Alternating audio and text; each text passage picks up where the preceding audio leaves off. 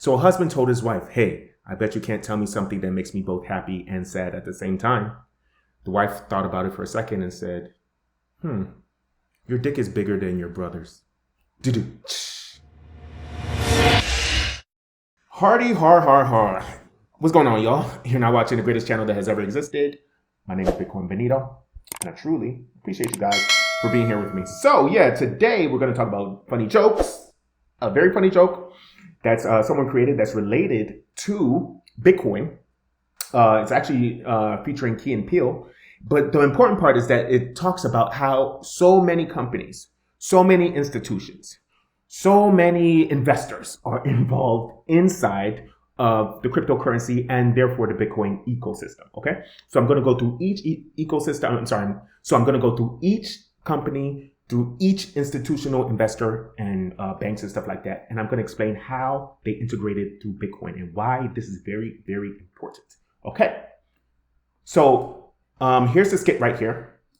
I'm going to try to make it very loud so that you can hear it. Although if you've watched Key and Peele, you know exactly what's going to happen right here.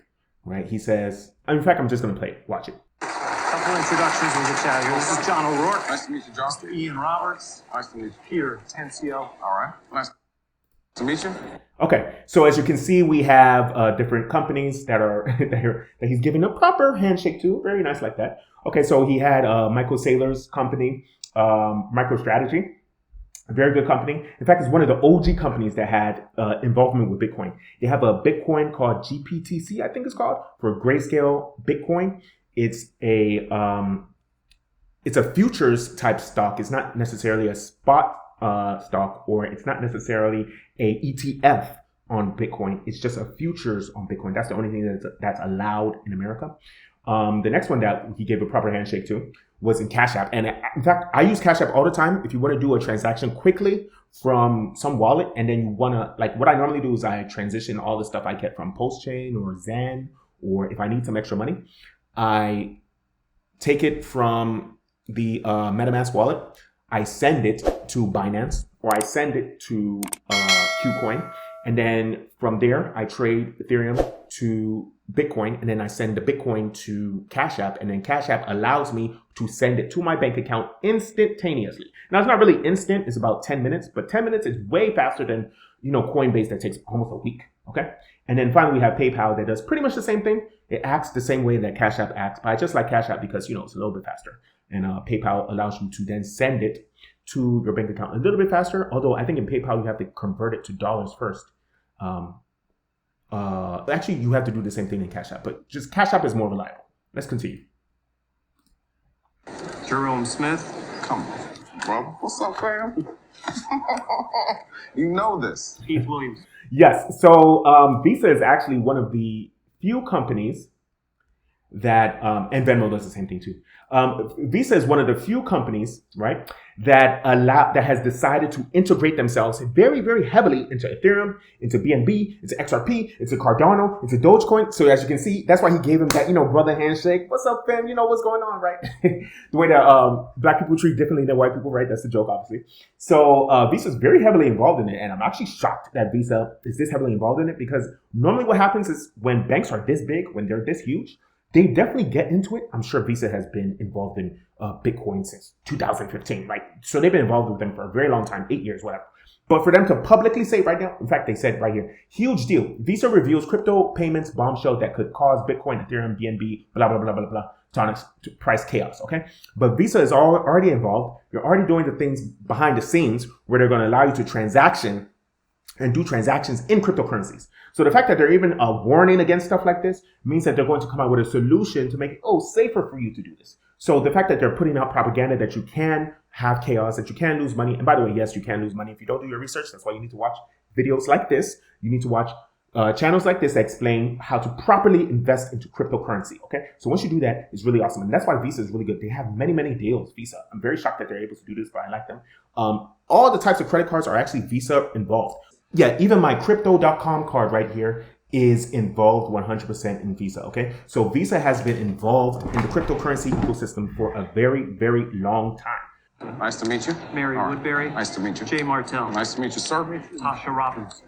Yes, so right there you can see that Telegram is involved. It's Telegram, for example, it's kind of involved. Telegram merchants gain access in app crypto payments for the first time. So yes, Telegram allows you to pay people with cryptocurrency, but Telegram doesn't necessarily sell cryptocurrency. They don't allow you to trade cryptocurrency, which is not really that bad of a deal. Telegram is more about messaging, so it's not really that big of a deal for them to allow you to buy. And then Bank of America too. It's not like they're for 100% for crypto. They're just allow you to transaction 100% into crypto. In fact, I used to have a Bank of America account and I was able to trade my crypto easily, sell it there, or just sell they're connected to Venmo, they connected to Cash App, they connected to Coinbase very easily with no problem. I know a lot of banks will, like, if you send like $10,000 through Coinbase, they shut down your account. But Bank of America, as long as you don't do anything nefarious, as long as you don't do anything too crazy, they allow it to happen. In fact, it says right here, Bank of America predicts PayPal stable coin unlikely to be used widely anytime soon. Yes. So PayPal is trying to come out with their own stable coin. It's probably not going to come out soon. And it's probably not going to transaction that well because there's other stable coins that are already out and that everyone already uses. USDC, which is created by Coinbase. Tether, which is decentralized. DAI, which is also decentralized. Tether, by the way, is not 100% decentralized. It's like decentralized, right? But yeah, it's already open. So when PayPal comes out with their own stablecoin, probably going to be called PUSD, it's not going to be that big of a deal, but we'll see what happens. Come on. Feel that? Emily George. Nice to meet you. Daryl's. All right. So yes. So as you can see, Key gave a very son motherly type hug to MasterCard. MasterCard too also has many different companies also have their own credit cards that are related to MasterCard. And in fact, it says it over here. MasterCard launches crypto credential service for cross-border transfers. So yeah, MasterCard allows you to send crypto across different countries back and forth. Okay. It's a credential service to make sure that these cryptocurrencies are actually legitimate, that they're actually real, so you don't lose your money.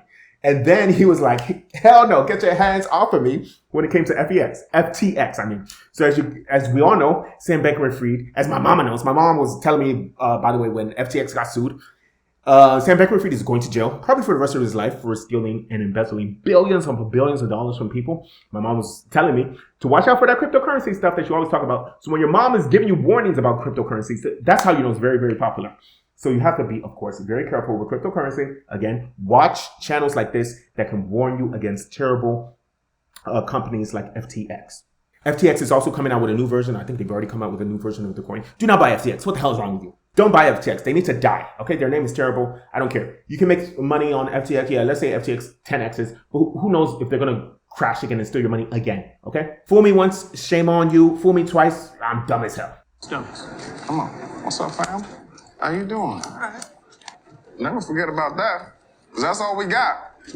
Yes, so Fidelity too has been heavily involved in cryptocurrency for a very long time. They used to trash talk cryptocurrency. They used to say, oh, never get into Bitcoin. Bitcoin is trash. Bitcoin is terrible. Bitcoin is rat poison. I think that was Jamie Dimon that said Bitcoin is absolute trash. Okay, is rat poison squared. I think that was also Warren Buffett that said that. So Fidelity was also in that camp that was talking absolute nonsense, absolute trash against Bitcoin in 2017. But now Fidelity is heavily involved into cryptocurrency, and they're even involving it into your 401k plan, into your investments. Okay, so let's say that you have a 401k plan with your job. You're able to invest into cryptocurrency through your 401k. Okay, it's very, very interesting about that. Read more about that. Fidelity is getting heavily into this thing. Nice to meet you. All right. Oh, bring it in. Start from the bottom, now we're here. Okay, again, Citadel is involved kind of. But as we all know, Twitter, or X as it's called now, I'm going to call it Twitter forever. Ain't nobody going to call it X. I know Elon Musk is calling it X because he wants to make it the new WeChat, the app that does everything. When you're talking about other stuff besides tweets, yes, I'll call it X. But when we're going to talk about the actual tweets that go out, that's called X, ain't nobody going to call it X.com. No one's going to call it that, okay? So it's been Elon has been heavily involved in Dogecoin. He allowed his company Tesla, he allowed you to buy your car in Dogecoin. And he allows stuff like Bitcoin. Like anytime you type a Bitcoin, anytime you type a famous cryptocurrency, it automatically has a special marker next to it. Like Bitcoin, for example, has a special marker. I think Ethereum too has a special marker right next to it. Also, you could put a $sign next to the cryptocurrency, and you click that $sign next to the cryptocurrency, and it shows you a bunch of tweets that are definitely related to that cryptocurrency. Yeah. Nice to meet you. All right. Nice to meet you. All right. Nice. Yeah, so when it comes to Google, Google's cool. They used to be cool with it, but now the Google, even when I was trying to sell my course, the advertisements are very difficult. They give you a hard time. A lot of times people are shadow banned on Google, or they're shadow banned on YouTube, which is owned by Google. Google has a lot of problems, so that's why he gave him the very lukewarm handshake. But Google eventually has to get heavily into cryptocurrency, and this is how all companies are. They're going to eventually have to get heavily into cryptocurrency. Even when the government comes and takes over the whole official cryptocurrency space, which is called CBDCs, Google's going to get involved in that, okay? So the way that's going to happen is that the government is going to come out with CBDCs that they can 100% control, and they can keep track of you or anything. And then what you can do is that's the US dollar version of cryptocurrency. The free version of cryptocurrency, like let's say you find a gold nugget and you can get to own it and you get to trade it with anyone that you want. That's what the traditional cryptocurrency is, like Bitcoin, like Ethereum, like Xen, like Pulsechain, okay? So worry about that, okay? So yeah, keep that in mind. 1/8 black. Afternoon, my octoroon. Come on, bring it in there. Tuck that. I'm in there, dog. I'm in there, dog. You tuck.